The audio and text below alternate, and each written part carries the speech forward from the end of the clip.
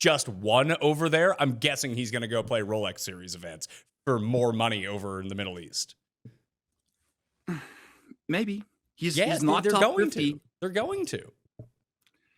Hey, you can speculate how you want. I'm not going to have my different schedules. If you have your rankings figured out based off what you think. This is why we have to have the discussion, why my rankings end up better, because I'm thinking about things like this. You give me all the pertinent info, then I tweak it. Just give it a little tweak, Byron. Hey, tweaking it's always good to tweak. And if you get it right, then it's even better. So as long as you don't get punched in the face. Mayo Experience. Mayo Experience. Mayo Experience. Mayo Experience. Experience. Welcome to the Pat Mayo Experience. Let's jump back into PGA with the Underdog Scramble Best Ball Draft Contest. We need to figure out what we're doing for this contest. We need to figure out the strategy, the rankings, the rules, and I don't want to do my rankings, although they were very successful a year ago, until I get a grasp of the rule changes and the strategy that we need to do. Last year, those very successful underdog rankings, which people won the Scramble contest with, mind you, was only done after I talked to Byron Lindeque, and then I adapted my strategy around what he had found. So Byron, host of the Fantasy Golf Degenerates, you have your Dog Dominator product as well, where you specifically target this contest on Underdog.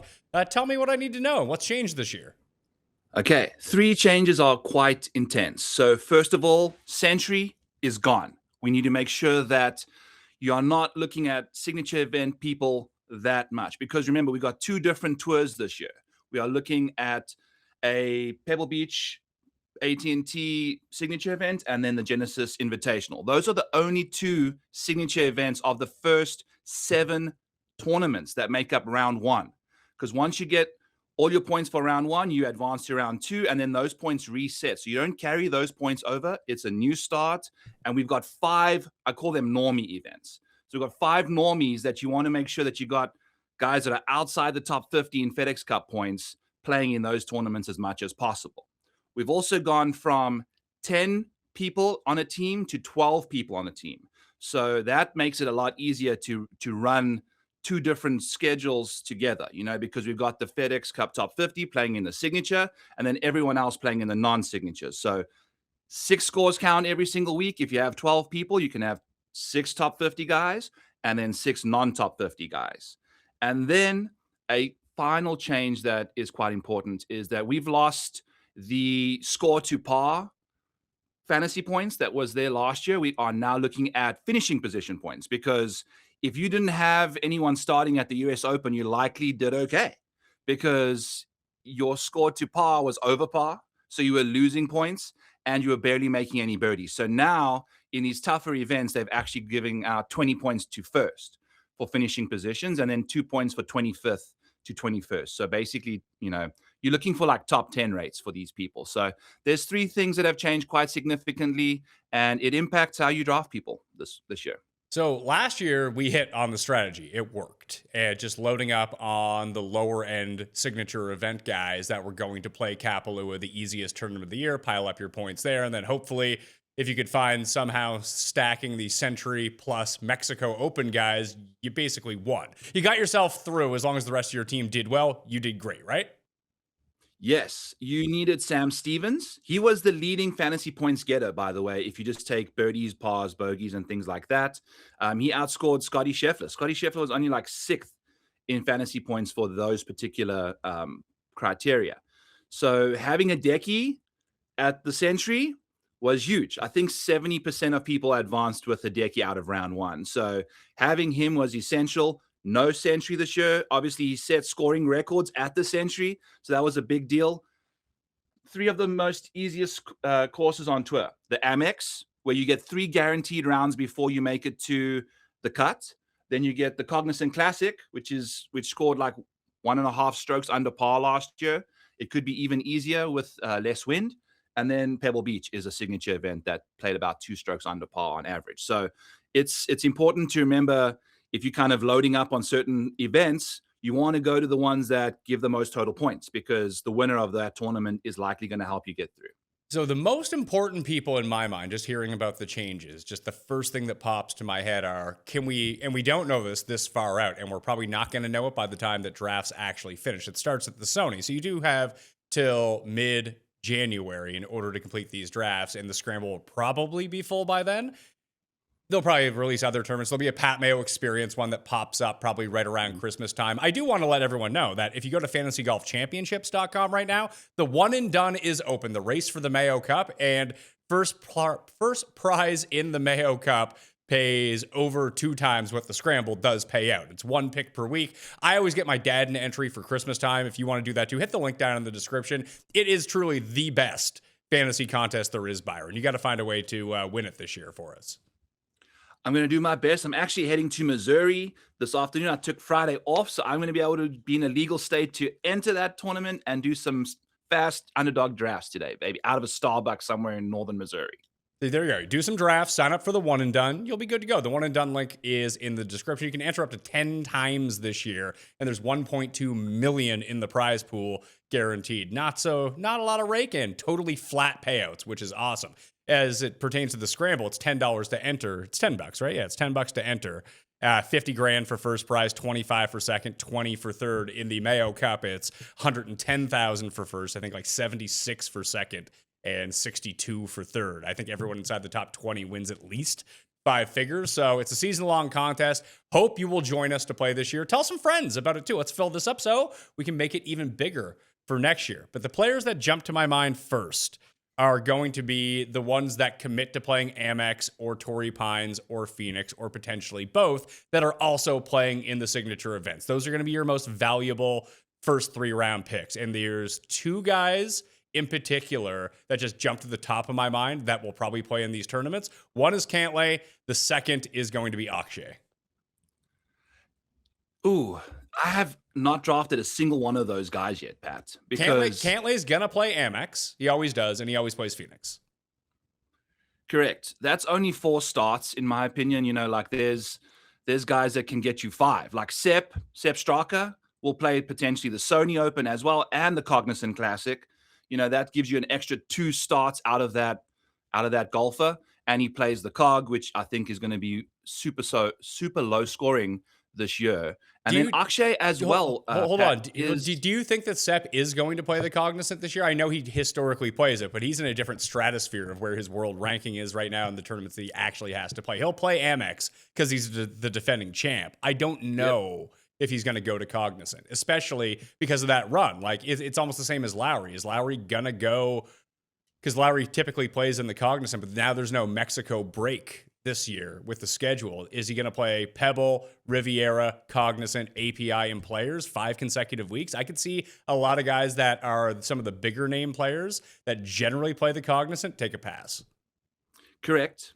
I went off of schedule from last year. Like you mentioned, Mexico no longer there, but that may impact people like Sepp. They may take the Farmers off. You know, then you're going 1, 2, 3, 4, 5, 6, 7. If you go to the Valspar all the way, he may not play the Valspar for Sepp. 6, 7, baby. I don't know what we're doing, but I don't know what that name and what those numbers mean to people, but there's people smiling at this somewhere. So Sepp Straka definitely doing the wonderful work for us there. He is the same FedEx Cup points as he was entering last season. So the status is the same. The schedule may have changed a smidgen. And that's the fun part about this is you can project whatever schedule you think the guy's going to play, and then 5 weeks into it, it's a total dumpster. So that's the fun part. Well, that's why that's one of the main reasons that I mentioned Cantlay is we're trying to find the hybrid, because the guys that we want, the best players, are going to be all the signature event guys. And as we did find out last year, like I leaned a bit too heavy on kind of the scrub type players that were going to get me at a round 1. That worked, but then I didn't end up with enough guys towards the end of the season that were playing in the major events where you really did need them, when some of the signature events, like even in round 2, like I had enough guys for the Masters. Like I had 7 guys. I would rather have like 9 guys. So I just have more options. And then when we get to Heritage, pile up some birdies at that event. Obviously, you're going to need some luck to be able to do that. But finding the hybrid guys that will play some of these early events, but are locked into the majors and locked into the signature events all year long, I just put more value on those guys. So like, have you done any drafts yet? Yeah, I try to do a couple slow drafts leaving Tennessee, and they turn into fast drafts. So I got 23 autos in there with a lot of Siwoo. So I was hating life for a couple hours a couple days ago, and Siwoo's now back apparently. So that's exciting.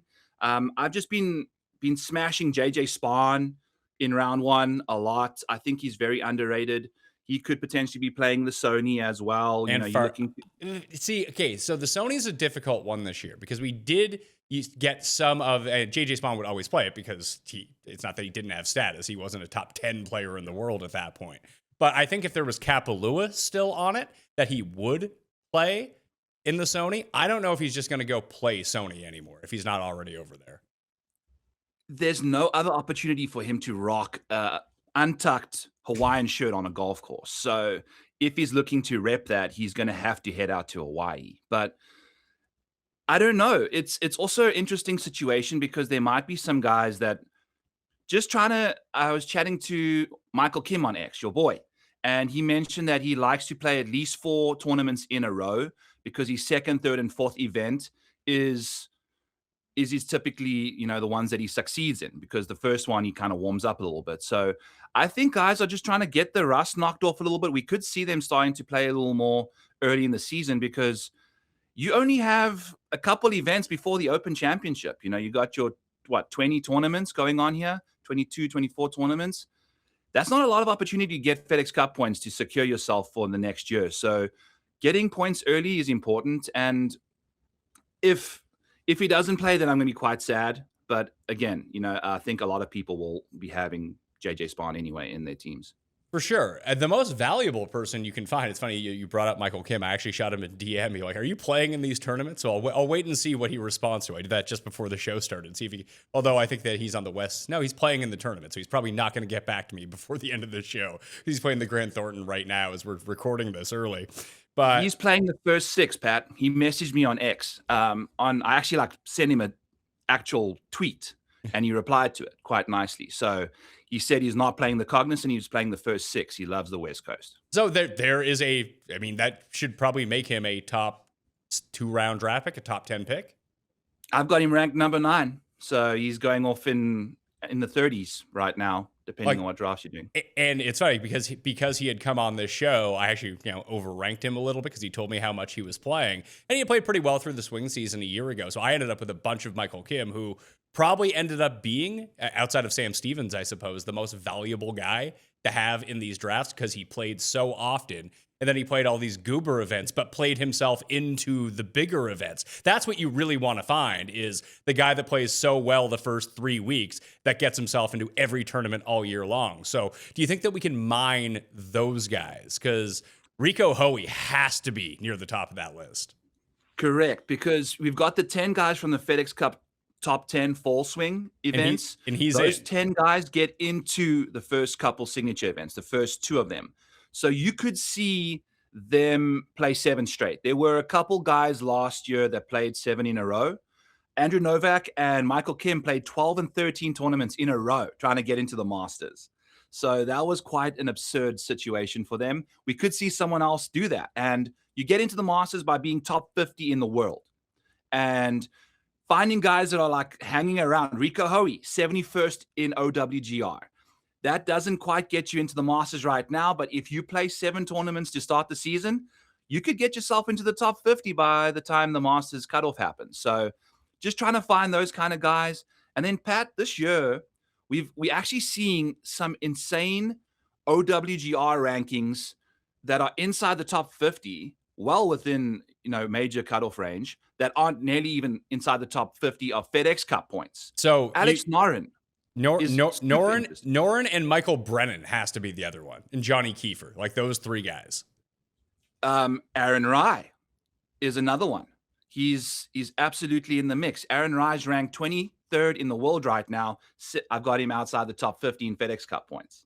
So he's not playing the signature events, but little caveat that not a lot of people know. If you are inside the top 30 in OWGR, you can play signature events. As long as you're top 30 in the world, the week before, you are in the SIG events. So we've got Aaron Rye sitting right over there. We have got Alex Noren, 12th in the world. Aaron Rye, he's 23rd. Marco Penge, 29th in the world, just coming off of DP World Tour. So he could easily continue to play well and get into the signature events down the road. Christopher Wrighton, 33rd in the world. He's not a top 50 guy. Yeah, Max but Dreesen, not top 50. He's 31st in the world. So Michael Brennan. Hold on. Here's the issue. Grazerman I can see, and he's in the Aon next 10 swing anyway. So he'll be playing in the first 2 signature events regardless. So he actually is a really good target. The problem with the Rise, the Wrightons, the Marco Penges is I just assume they're going to play in Dubai and Abu Dhabi in January and not play in the Amex and those ones, which makes them pretty crappy picks. Fair. Or they don't. But this level of player generally does. Considering that Aaron Rye just won over there, I'm guessing he's going to go play Rolex Series events for more money over in the Middle East. Maybe. He's not top 50. They're going to. Hey, you can speculate how you want. I'm not going to have my different schedules. If you have your rankings figured out based off what you think. This is why we have to have the discussion, why my rankings end up better, because I'm thinking about things like this. You give me all the pertinent info, then I tweak it. Just give it a little tweak, Byron. Hey, tweaking it's always good to tweak. And if you get it right, then it's even better. So as long as you don't get punched in the face. Look, I keep telling you about Omaha Steaks, and not every single person has got Omaha Steaks yet, so rectify that now, because they are the official sponsor of tailgating. But in the Pat Mayo household, Omaha Steaks is the official sponsor of the holiday season, because I got guests coming over, and they like meat, whether it be steaks, burger, deli-style franks. All the heavy hitters are coming in that cooler, which is so glorious to crack open, easy to make, throw it on the grill out back, and you're going to be set up, no running to the grocery store, and you actually have food that people want to eat when they come over to your house. Shipped right to your front door. There's no off-season for flavor with these guys. Make game day delicious with the official sponsor of tailgating. Visit omahasteaks.com and get $35 off with promo code MAYO at checkout. That's omahasteaks.com, promo code MAYO at checkout. Terms apply. See site for details. Underdog's expanding the game. You already know their player picks. Pick higher or lower on player stats. Today, Underdog prediction markets are live in 25 states. Back your squad with spreads, handicap for closer game, or totals, higher lower combined score, combined with player picks for bigger payouts. New customers play $5 on fantasy, get $75 in fantasy bonus entries. Code MAYO. Team picks, player picks, all on Underdog. This show is sponsored by BetterHelp.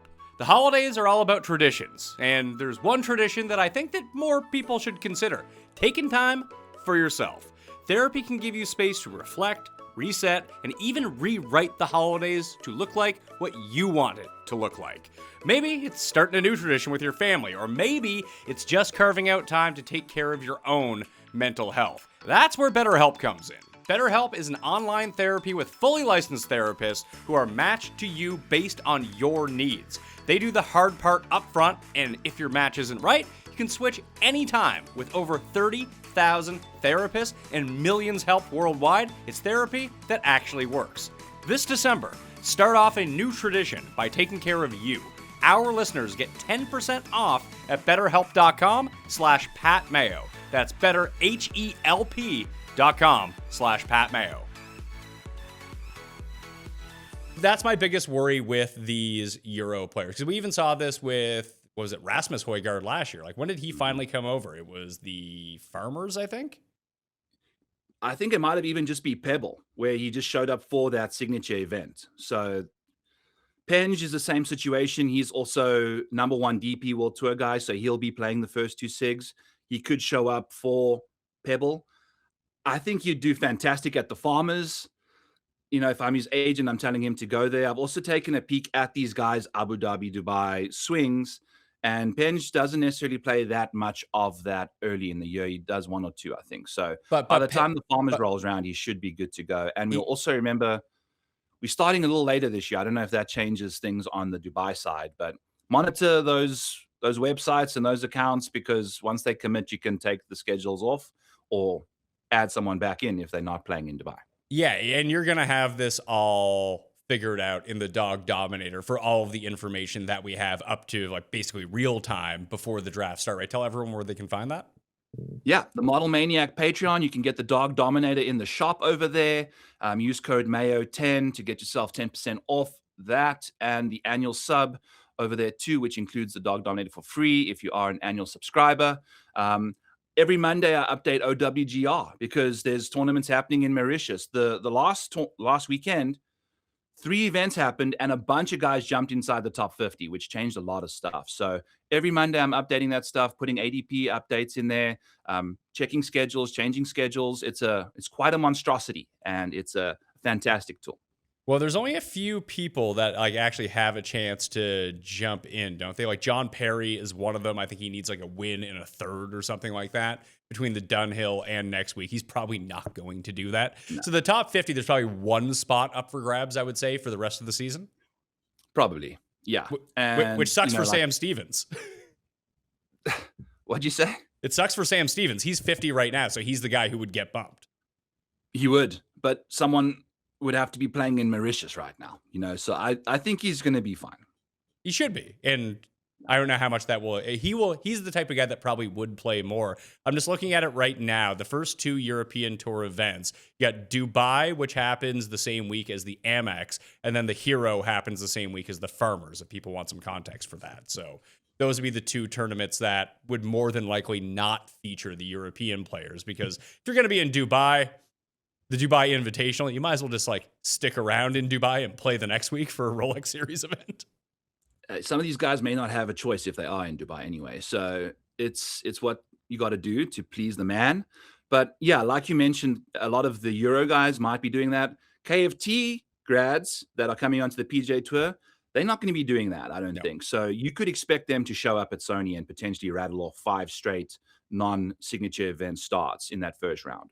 The other ones to look at, so the Aeon Next 10, the guys that are locked in for both Pebble and Genesis, and I guarantee you that all 10 of these guys will be making those starts. And as we saw, another thing with the European guys, be it Rye or even Penge, if he can stay inside the top 30, that we saw with Ricky Fowler last year, that if you're just simply in these signature events, like you don't really even need to do that much to get FedEx Cup points.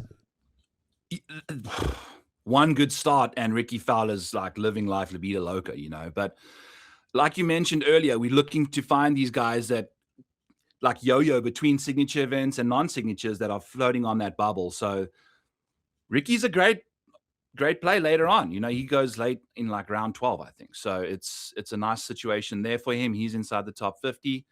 Are people taking Scheffler first? Is he going first? Yes. So far, Scheffler 101, because you only get like 1 in 6 chances of getting Scheffler, right? So like you have to go and grab him, and it's tricky. But Ben Griffin's moved from like 4 to I see him going second a lot now. I can't do that. I'm not doing that. He just got married in a wedding that I think Pat Cust would be proud of. They were like monkeys and oh my God, you got to go see this Ben Griffin wedding. It was absurd. It was somewhere out like in the Bahamas. It was, it was a carnival. So I don't know, like we've seen what these marriages can do to people. Jordan Spieth, JT, Ricky Fowler, it's once you start tweaking, things get difficult for you. So I'm curious to see what those guys get up to. One person that I will not be taking at all, that's seen like a massive downgrade in their outlook, is Eric Cole, because he played 23 tournaments last year in this contest, and this year he's outside the top 50 and he's outside the top 100 in the world in ranking points. So he's not playing majors or signature events. So he could easily just be playing like 13 starts this year maximum. That's if he tough. doesn't get into any of those. He was not I believe I had him ranked at 11 last year. I think that's why my rankings ended up being so successful, because he was going first or second in drafts last year. I was like, I just don't think he's good, so I don't want to take him. Like, I get that he's going to play a ton, but he does actually have to do stuff in these tournaments as well. So just not having him near the top really slanted everything back towards me, and I wasn't really afraid of Scheffler missing the first few weeks, that if you had the number one pick, just still takes Scheffler, and that really worked in unison with like Xander getting injured and having a down year and not having much Xander. So that's the sort of break that you need to have. But here are the 10 guys in the Aon next 10 that play the two signature events, who will presumably play a lot of these other ones outside of maybe Valimaki, Potgieter, and maybe Minwoo. We'll see. But Valimaki, Grazerman, Higo, Hoey, Nico. Nico's going to be a great pick. Potgieter, Kirk, Aaron Rai, Minwoo, and Max McGreevy.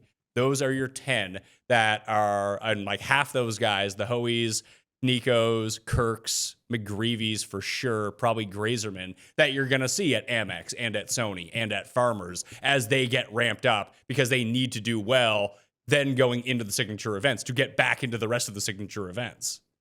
Yeah, because that first round has got the 5 normies. Then it's API players, 3 normies, Masters, RBC Heritage, Miami Championship, Truist PGA Championship. Those are 5 straight tournaments that somebody that's not qualified for that will not be playing. So you're going to be the only tournament during that stretch is the Zurich.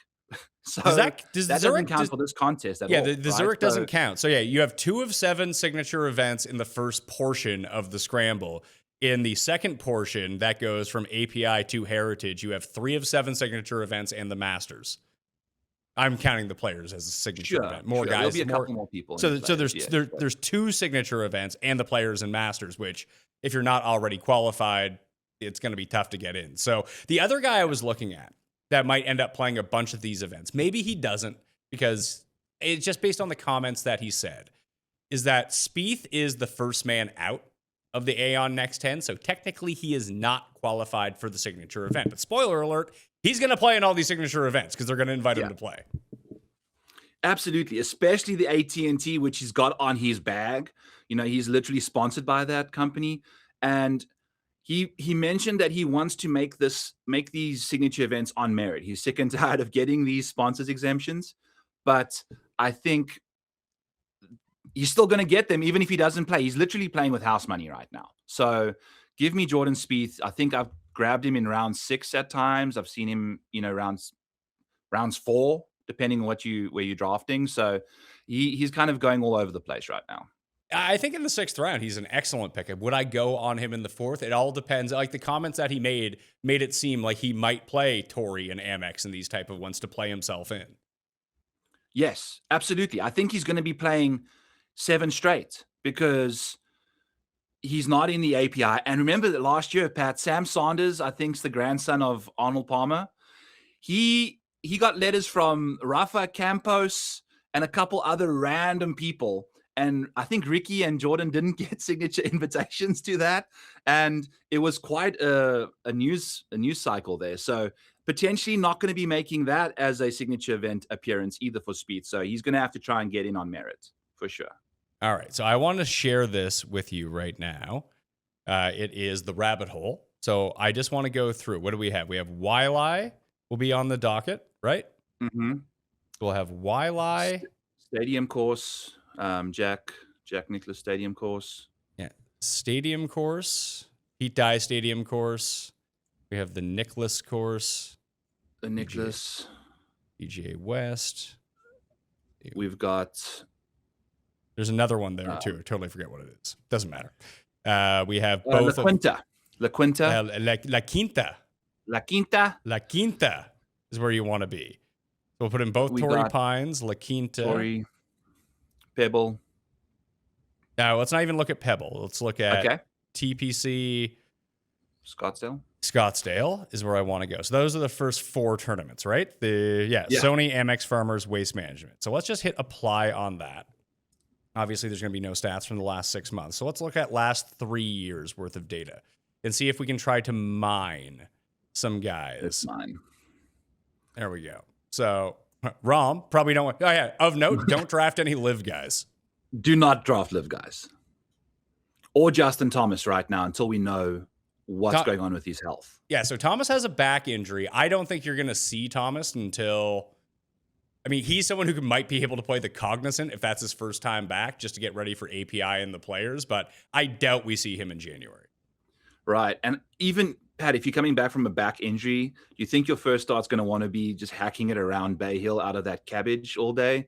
So I can absolutely see him just starting at the players kind of thing, because that's a lot, friendlier, less intimidating, brutal golf course. I also think that we'll see Scheffler at American Express because he missed it last year because of the injury and he was committed to play.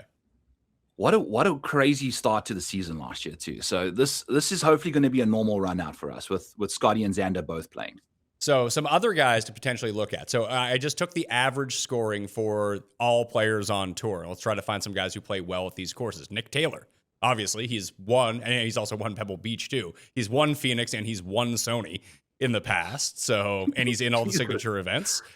Sam Burns generally plays Amex. Højgaard has played Phoenix. Nikolai Højgaard has played Phoenix and Torrey Pines. We'll see if he goes back to Farmers because there is that Dubai event. Ludwig, Finau, maybe Keegan usually plays the Farmers. Day usually plays the Amex and Farmers. So he could be someone that plays a little bit more earlier on in the season as well. Yeah, I love that. Who was at the top there again that we were really liking? Burns. I've been loving Burns a lot. And you can also get Nick Taylor I think I got him in round 9. So yeah, other guys to look at, like Dunlap obviously has a win at the Amex, so that's inflating his stats. But JT Poston is not, I don't believe JT Poston's in the signature events, is he? No. And I don't think he's in majors either, because that I can effort for you. Let's see here. That they have this handy little tool on PGAtour.com. He is in the signature events and the players and the PGA Championship right now. Those are the ones that he's in, but he tends to play a lot of these early season events as well. Mm-hmm. And they're good courses for him. He just makes a ton of birdies. Yeah, no, absolutely. Let's see, Siwoo, Hostler, someone who's going to play in most of these first 4 events, and he's probably being undrafted, I'm guessing. Yes, I don't know why. And historically, Siwoo plays in a ton of these. Like you can see 44 rounds at all of these courses over the past 3 years. I think that's the most of anyone. If we just sort by rounds, Sam Stevens, Siwoo, Ben Griffin, Taylor Montgomery, Davis Thompson, Hideki, Mav McNeely, Eric Cole, Michael Kim, Adam Shank, Nick Taylor, Sahith. Sahith is very interesting that if you think that he can get his shit together, he's going to have to play in all these events to get back in. The art of this is finding a golfer that's not going to play too well, that he gets himself out of the normies, but plays well enough that he just has to juggernaut his way through the schedule. And I want to just push back on Bo Hostler. I've got him, 150th in FedEx priority. So considering we've got tournaments that are only rostering 120 people, that can be a problem because he's struggled last year in a big way. So I've only got him playing 9 tournaments because you're not going to be getting into a lot of those other events. What do you make of Shank? Because he is 9th on this list of total rounds played at these specific venues over the past 3 years. He just won, so he is going to have priority now. Correct. He is going to have priority. He's not inside the top 50 of FedEx. So I've just got him playing the usual schedule. This year, the RBC Heritage is going to be technically the pseudo century, where they have all the past champions playing there, since we're not having that at. So he gets in. And that means, Shank and Michael Brennan might be excellent later round picks, and Shank will go way later than Brennan. Yeah, I don't think Shank's even getting drafted. So I think he's a great option. But a great option is tough because I drafted some Rafa Campos last year because he got into everything and he was just terrible. Yeah, I mean, it seems like he's found his groove a little bit. Now, on the greens, that could potentially just leave him forever again. But he's putting with one hand. Pat, sometimes one hand works better than 2. You know how that goes. So we are all about just getting it in the hole on the greens. Yeah, you don't want to get shanked. Don't want to get shanked. So the other guys that play predominantly this part of the schedule, we'll see. I'll text Novak to see if he's going to play in some of these tournaments, and I'll update my rankings accordingly. I'll message Hubbard as well, see if he's going to like play this early season schedule with his priorities, see how that turns out. But Keith Mitchell, Steven Jaeger, Harris English is really interesting as well, because even though he's generally had status, he does like to play these tournaments. Now, a lot of that, he generally plays the Sony, and again, it's going to be difficult to project out whether or not these guys are going to play in the Sony because there's no Kapalua again. Yes, and that's the thing. You know, you might even land up finding yourself, Pat, if you just find your 6, you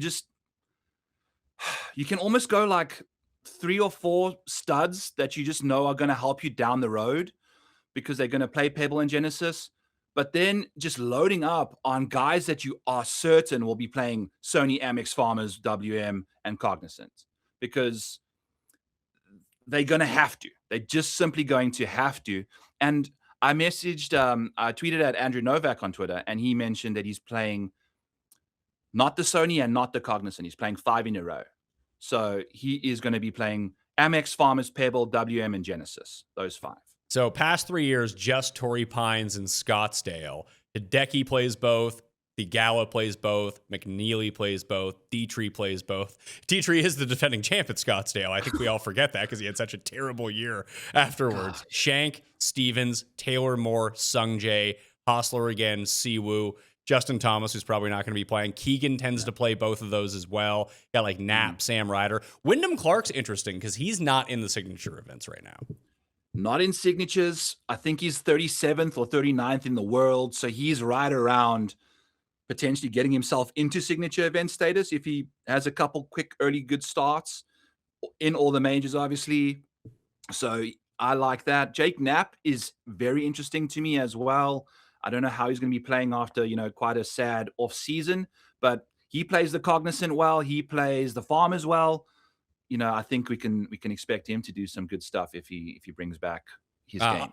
Up on the screen right now, I do have the rabbit hole open. If you want to get in on the rabbit hole, betspertsgolf.com. It has, it's completely searchable. You can go course by course, get all the stats for yourself. It also has the DFS optimizer if that's the way that you want to do it. One thing we can look at too is we can just take, hey, I'm going to set it to minimum rounds of 16 over the past 3 years.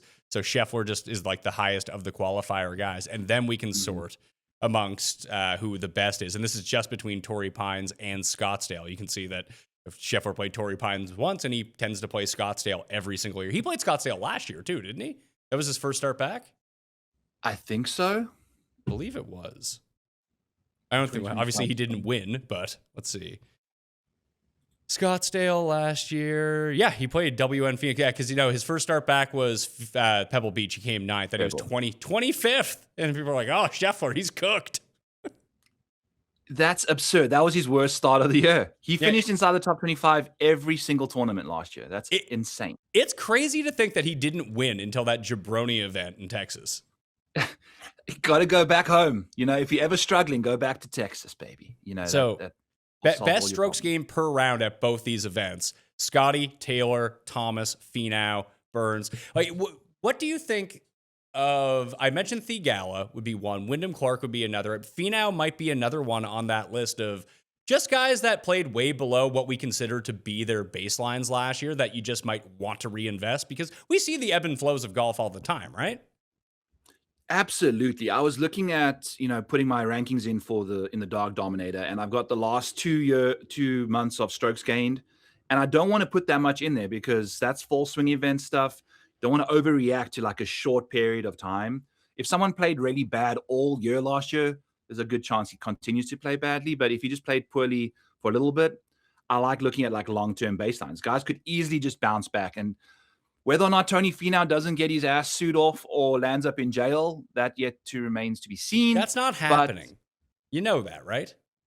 What? That's not happening. That he's going to jail. Hey, the Michigan coach was coaching football a couple days ago, and now he's in jail. So you can never count these people out. Let's go back and take a look here at the past 3 months, which should encapsulate all of the fall swing. We can go to past 4 months. And it's 4 months now since the playoffs ended. So let's try. So here are the best players during the swing season. So basically, since the FedEx Cup on the PGA Tour for just strokes gained total: Higo, Ben Griffin, Hoey, Thorbjornsen, Nico, Thorbjorn Olesen, who did get his card back, I believe, Max Homa, Michael Brennan, Pearson Cootie, Matty Schmidt, Vince Whaley, Max McGreevy, who's in those signature events. Mac Meisner would be another one. That would these guys be sort of, I wouldn't say mid-round, but like 8 to 12 round targets, knowing that they're not in majors predominantly, they're not in signature events, but they are players that have been performing pretty well and carrying some momentum into the new year that will probably play the first 4 events if they can. Yeah. You are looking to speculate, right? Because if you are outside the top 15 world ranking points, you want to say, okay, is this golfer potentially going to get himself into the top 50 by the time the Masters cutoff happens? Because that can really help. If they're not playing those majors, that's hard to make cuts in those bad boys, and you don't want weekends without points. So to me, I don't know, like, is Max Homa worth where he's going a little too early for me, in my opinion. How early is Max going? I'm seeing him in like round 6 and 7 right now. I see round he's like 7's outside not the top 100 in world ranking. That's true, but as a previous winner, he'll have status, and after Spieth, he is probably the most likely guy to get invites to signature events. Right.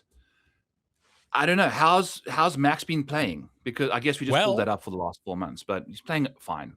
Yeah, let's see. Let's see his past results here. He was, because he stopped playing, he was T10 in Utah. He was 40th over in Japan, 18th at Sanderson Farms, 19th at the Pro Course. So he had 3 top 20s and 1 top 10 in 4 swing season starts. And here's the big thing. Like, when you go back and look at, like, what are the deficiencies of Max Homa? Like, he stopped being able to drive the ball for most of the year. That's a real problem. And his approach game was just absolutely abysmal. It's just all in the red. But as you can see, towards the end of the year, the driving came back and the iron play started becoming relatively consistent. Like, he gained on approach we don't have the Bay Current stats. I assume coming 40th, he didn't gain on approach that week, considering it was a closed field event. But 1, 2, 3, 4, 5, 6, 7. His 7 last weighted events of the year, he gained on approach. So it seems like he's back on the upswing. I wouldn't mind investing in him in the 7th round, knowing I'm getting a guy who's probably going to get into at least the first few signature events. And we'll most definitely play Farmers because he's won there before. We'll probably play Phoenix because he's like a crowd guy. So there's 4 events right there. Get him in the Amex and you're dancing. Absolutely. And he may have to be playing in the Sony because he might also be doing that Spieth mentality where he doesn't want to get invited to these things. He needs to you also just don't get invited to majors, so he's going to have to play golf to get world ranking points. And the more golf you play, the more chances you have to win. So he could potentially be playing all the 5 normie events and the 2 signatures when he gets those sponsors invites. And there is ways for him to earn FedEx Cup points and get himself into the majors, because we shouldn't forget last year's Masters tournament, Max Homa got himself back in. He did. Top 12, right? Yeah. Finished 12th on the number. So he's back in the Masters. That like, those things are huge. It's almost like Haotong. Haotong got himself into the Masters too. Now, you probably don't want to use Haotong because he's most definitely playing in those European events to kick off the year, but he's going to be in, I think, 3 of the majors now, and he has his full card through the DP World Tour. Like, I wish I could take a stance on some of these Euro guys. Like, Chikara is doing it again down in South Africa as we speak. I like Chikara. I just don't know how much he's going to play. That's the thing. And the DP guys, like we mentioned, start off in Dubai a lot. So if you're going to do that, you got to load up those first 3 events with guys like Hideki that hopefully will be playing all those tournaments. Russell Henley, might be playing a couple more events. Xander, if you get guys like that early, then you can play some DP guys and bolster the back end of your schedule. It's really how you piece the puzzles together to start off with.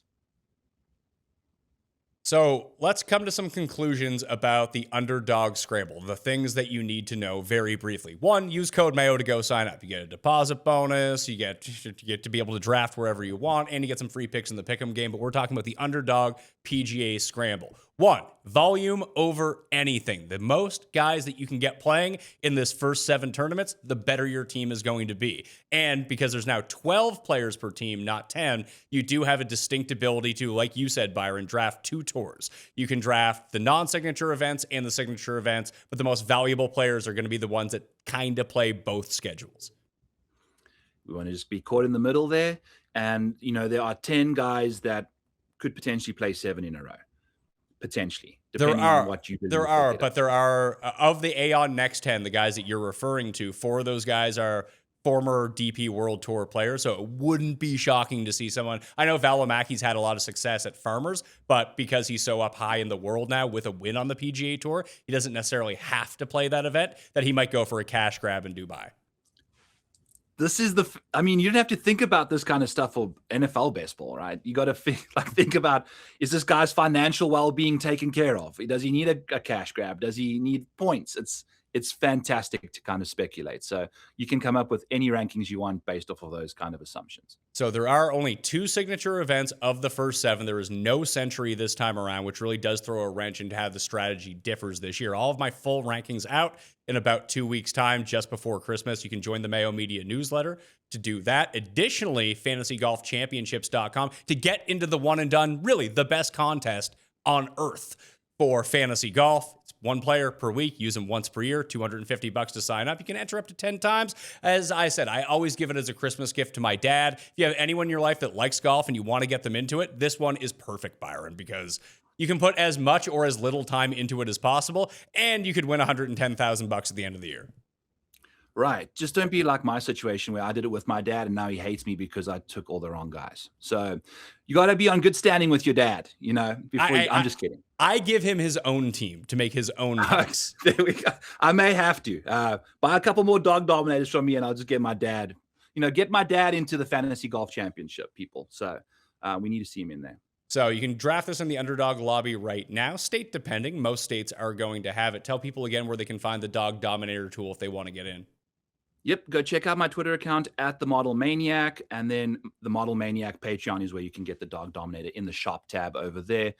You can get the annual subscription, which includes the Dog Dominator, under the membership tab over there for you guys. Use code Mayo10. Yeah, 10%. code Mayo10. That's that sweet, sweet code to get yourself a little bit of cash off over with Byron. And obviously, Byron and Kenny will be hosting the Fantasy Golf Degenerates right here on Mayo Media Network. So please subscribe, smash like while you're here. Give me your favorite sleeper pick down in the description as well. And I will see you next time. That Mayo experience! Experience!